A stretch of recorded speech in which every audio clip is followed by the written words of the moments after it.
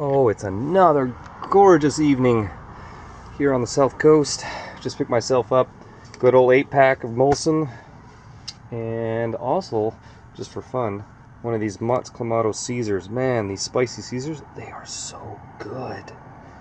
But it's just one of those nights. I had a long day at work, so I'll probably get through only 3 or maybe 4 beers by the end of the night. But I think it's going to be just a TV night. Keep on rocking in the free world.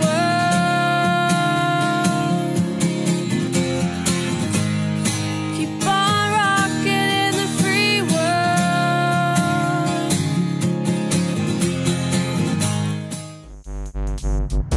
Doing under there. Baby, come on out.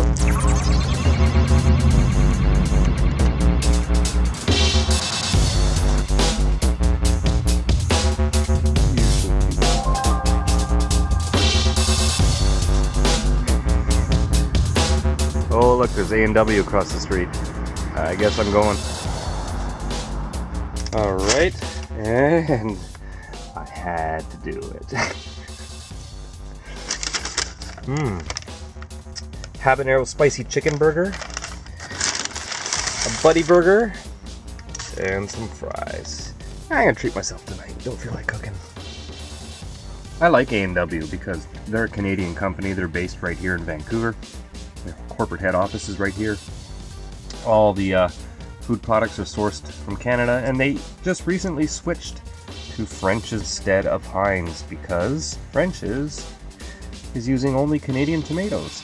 So yeah, I feel pretty patriotic right now with this pile of Canadian food from a Canadian fast food company with my Molson Canadian beer.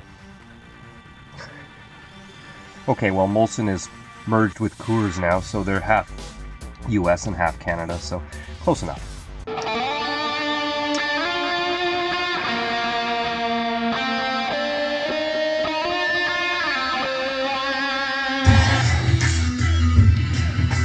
Let's chat about stealth. I've never really worried about it. I know once in a while, though, people will leave a comment on one of my videos and asking me if I think this is stealth or that is stealth, or wondering why I do something, if I'm doing it to be stealth, or maybe I should do something else so I'm more stealth, or you know what I mean? It's like this, I've touched on this before in previous videos, but I'm just going to go over this again for those of you that are asking those types of questions. To me, stealth does not mean being invisible when you're doing stealth camping. It means not bringing attention to yourself for the wrong reasons.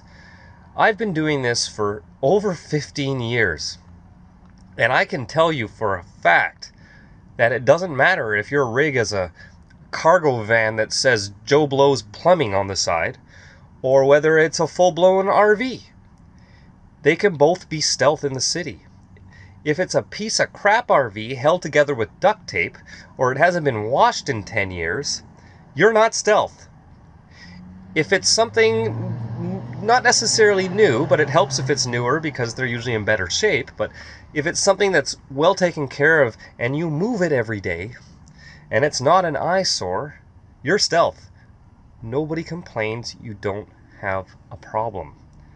And once in a while you get those comments. I've gotten comments from people in the States, oh no, that must be because you're in Canada, because that wouldn't work down here. Well, no, because I've talked about it before, and I had multitudes of people in the USA and all sorts of cities down there say the exact same thing.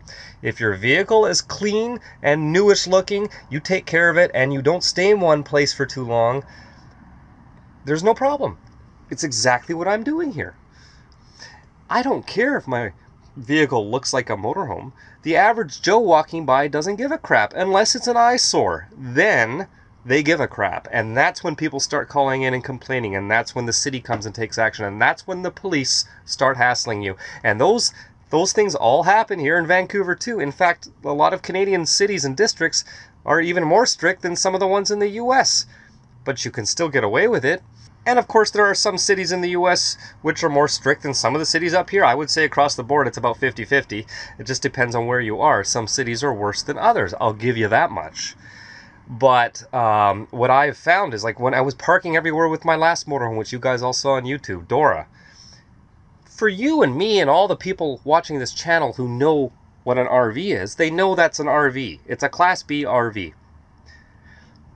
If I park it, though, I'm in a Walmart parking lot right now. It's not going to make any difference. But if I park it on a busy street in downtown Vancouver and 10,000 people walk by it in one day, and you ask any of them if they remembered it or saw it or it stuck out in any way in their mind, almost nobody will remember. It's just a white van, just like a cube van or whatever. Same goes with something like this vehicle I'm in right now. Nobody notices it. The only time they notice it is if my cat is on the windshield and it grabs their attention or something like that. And it's not a bad attention when they notice it for those reasons. They're just like, oh, look, it's a kitty. Oh, and then I hear them talking outside. Oh, that's a nice vehicle. That's a nice rig. When you're getting compliments on your motorhome for being a motorhome, you're gonna have no problems. If you have a dilapidated piece of crap that barely runs or smokes or needs a paint job or whatever, then you're going to get hassles. And that, to me, is not stealth. To me, stealth, like I said, doesn't mean you're invisible. It can even mean that you stand out. In other words, you purposely attract attention to your vehicle. Like what I did with Dora, for example, is I really, quote unquote, pimped her out. It had all sorts of cool lighting on the inside and the outside. It was obviously a customized vehicle, and it attracted attention. And therefore, I never got hassled once, because it's the good attention. If you have a really nice looking rig, all you're going to get is people once in a while knocking on your door wanting to talk about your rig, not knocking on your door asking you to move on. Okay, so that's what I've learned over the years. I've stayed in many cities and municipalities in this part of the world, and I've heard the exact same thing happens in lots and lots of major cities and municipalities south of the border too. You're going to have that problem. Like, look what's going on down in Seattle right now. That's pretty close to Vancouver. And there are these hundreds of people living in their RVs on the street, and it's getting all this negative press. Well, I went and looked at these news stories, and it's because most of the ones they're talking about are the ones that they're probably not even insured, but they never move. They're disgusting. They're just piles of crap on the side of the road. That's not stealth. But you get a guy with a nice, clean motorhome. It's obviously in good condition, and he moves it around. He's fine. And before you think I'm attacking people that can't afford a nicer camper or can't, God knows, afford to even move their vehicle or clean it or fix the rust on it or paint it or whatever, that's a different demographic. I am not talking about actual homeless people that are living in their vehicles like those ones that are causing problems in Seattle. I'm talking about the demographic like me and many other people here on YouTube, where they're not doing this because of money. They're doing this as a lifestyle choice.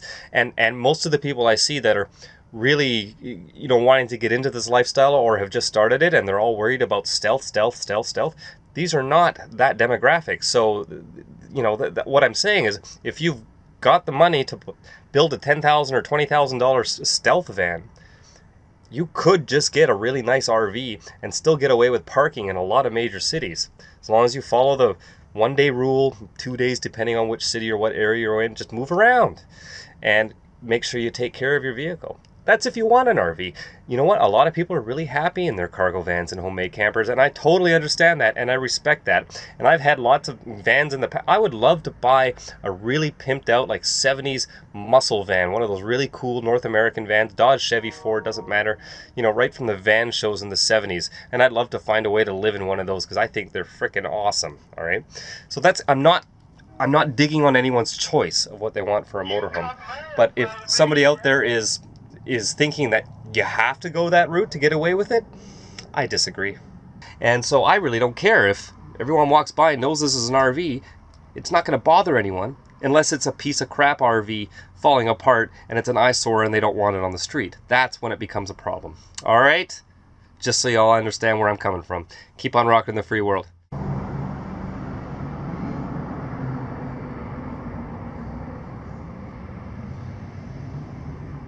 Greetings and welcome to Just Incredible TV News. Tonight, we echo a nomadic anthem from van dwellers and full-timers throughout North America. That's right. Keep on rocking in the free world. Good night, be safe, and be well.